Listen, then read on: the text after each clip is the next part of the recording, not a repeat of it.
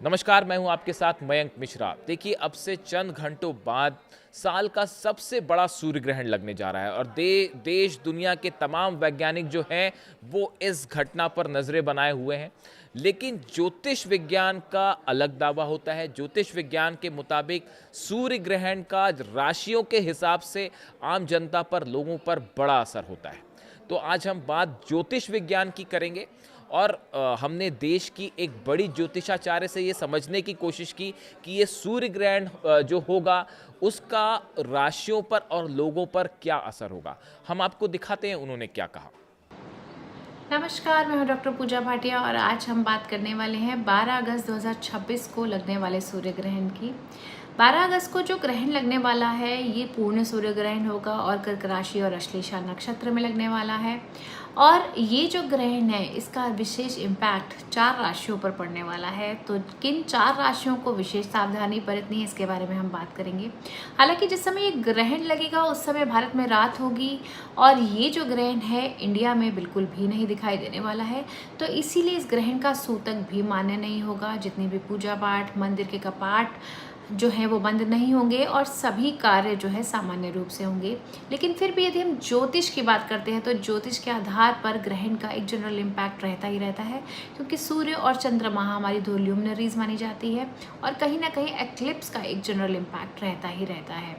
और ये जो ग्रहण है जिस दिन होगा उस दिन सूर्य चंद्रमा एक ही राशि में, कर्क राशि में होंगे, अमावस्या भी होगी। और इसका एक जनरल इम्पैक्ट आप देख सकते हैं कि व्यक्ति के मन मस्तिष्क पर पड़ सकता है, परिवार पर पड़ सकता है, डिसीजन मेकिंग एबिलिटीज़ पर भी इसका असर पड़ सकता है। और अगर किन 4 राशियों की हम बात करते हैं कि उनको सावधान रहने की ज़रूरत है तो वो 4 राशियाँ हैं कर्क राशि, मकर राशि, मेष राशि और तुला राशि को बहुत ज़्यादा सावधानी बरतने की ज़रूरत है। हालांकि इंडिया में ये ग्रहण विजिबल नहीं है। कहाँ विजिबल है उसके बारे में हम बात करते हैं। ये जो ग्रहण है ग्रीनलैंड में, आइसलैंड में, स्पेन में, रशिया में, पोर्चुगल में, यूरोप में, अफ्रीका में, इन जगहों पे और उत्तरी अमेरिका में भी दिखाई देगा। और अधिकांश जो इन स्थानों पर ये 2 मिनट से कम समय का ही नजर आएगा ये ग्रहण। और जिस समय भारत में ये ग्रहण लगेगा उस समय रात के 12 अगस्त की रात के 9:04 से लेकर 11:15 तक ये रहेगा। और अगर हम पूरी ग्रहण की अवधि की बात करते हैं तो ये जो ग्रहण है 13 अगस्त की रात को 2:27 पर जाकर खत्म होगा। अब बात करते हैं कि किन राशियों को विशेष सावधानी बरतनी है। तो सबसे पहले मेष राशि की बात कर ली जाए। मेष राशि के चौथे भाव में ये ग्रहण लगेगा तो कहीं ना कहीं वर्क लाइफ बैलेंस आपका बिगड़ सकता है, क्योंकि चौथा भाव हमारे ज्योतिष में माना जाता है मदर का होता है, व्हीकल्स का होता है, घर संपत्ति का होता है, मानसिक शांति का होता है। तो कहीं ना कहीं बहुत ज़्यादा घर की जिम्मेदारियां बढ़ सकती हैं और आपको एक एक्सट्रीम तनाव फील हो सकता है, वर्क प्रेशर आपको फील हो सकता है। अगर आप कहीं जल्दबाजी में वाहन चला रहे हैं तो वाहन चलाते समय बहुत ज़्यादा सावधानी बरतने की ज़रूरत है। अगर आप कोई प्रॉपर्टी की डील करने जा रहे हैं तो सारे डॉक्यूमेंट्स बहुत अच्छे से पढ़ लें, ध्यान से पढ़ें और फिर ही डील करें। अपनी मदर की हेल्थ को बिल्कुल भी इग्नोर ना करें। वर्क प्लेस पे किसी भी तरह की कॉन्फ्लिक्टिंग सिचुएशन में ना पड़ें, क्योंकि ये आप पर भारी पड़ सकता है। वहीं बात करते हैं कर्क राशि की। तो कर्क राशि वाले जितने भी हैं देखिए बहुत ही इमोशनल लोग होते हैं और ग्रहण भी कर्क राशि में ही है। तो कर्क राशि वालों को इमोशनली बहुत ज़्यादा इम्पैक्ट पड़ सकता है। आपका मन अशांत हो सकता है, छोटी छोटी बातें परेशान कर सकती हैं, ओवर थिंकिंग हो सकती है और परिवार के किसी सदस्य की हुई बात आपको लग भी सकती है। तो कोई भी डिसीजन लेना है कर्क राशि वाले तो जल्दबाजी में कोई भी डिसीजन ना लें, चाहे वो जॉब से रिलेटेड डिसीजन हो, रिलेशनशिप का हो, कहीं इन्वेस्टमेंट का डिसीजन हो। 2 बार अच्छे से सोच समझ कर विचार कर कर ही डिसीजन लें और अपनी हेल्थ का विशेष ध्यान रखें, क्योंकि कहीं ना कहीं आपको हेल्थ रिलेटेड इश्यूज आ सकते हैं, आपको नींद आने में परेशानी हो सकती है, पाचन शक्ति में प्रॉब्लम आ सकती है। वही बात करें तुला राशि की। तो तुला राशि के 10वें भाव में ये जो ग्रहण है वो पड़ने वाला है।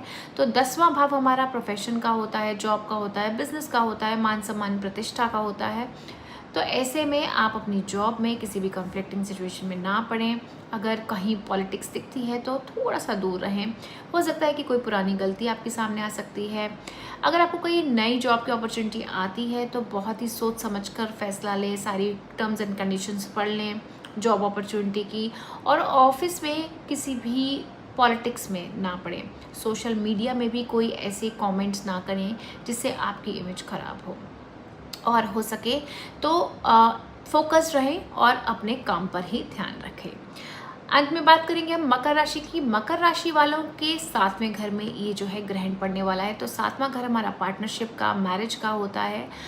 तो इन एरियाज़ में कहीं ना कहीं आपको प्रॉब्लम आ सकती है, आपके पार्टनर की हेल्थ इश्यूज आ सकते हैं, आपके पार्टनर के साथ कॉन्फ्लिक्ट्स हो सकते हैं, आपकी मैरिज में डिस्टर्बेंस हो सकती है। अगर आप पार्टनरशिप बिजनेस में हैं तो थोड़ी सी कन्फ्यूजन की स्थिति बन सकती है।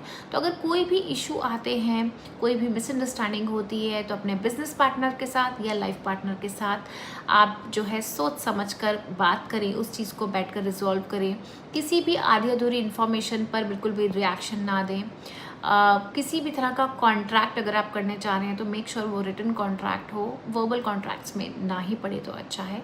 देखिए, ग्रहण का जो समय होता है ना, ये बहुत ही पावरफुल समय होता है मैनिफेस्टेशंस के लिए।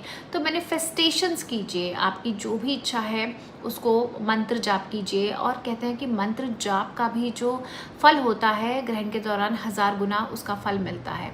तो पॉजिटिव सोचिए, पॉजिटिव रहिए, अपनी हेल्थ का ध्यान रखिए, मानसिक जाप करते रहिए। ग्रहण के बाद जो है पूरे घर को गंगा जल से आप शुद्ध कीजिए, स्नान दान कीजिए। दान का विशेष महत्व होता है। ग्रहण के बाद दान करते हैं तो आपकी घर में जितनी भी परेशानियां हैं वो दूर हो जाती हैं। और पॉजिटिव रहिए, ग्रहण से बिल्कुल भी घबराने की ज़रूरत नहीं है।